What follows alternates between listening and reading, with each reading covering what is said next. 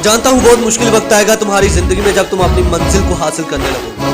बहुत सी प्रॉब्लम्स आएंगी, लेकिन तुझे उन प्रॉब्लम्स को फेस करना होगा। You must have to tackle every obstacle.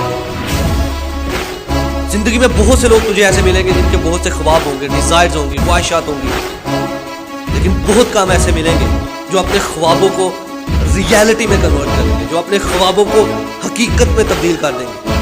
तुझे वो बनना है, तुझे हकीकत में कन्वर्ट करना है अपने ख्वाबों को। You must have to convert your dreams into reality. You have to face the problem for yourself.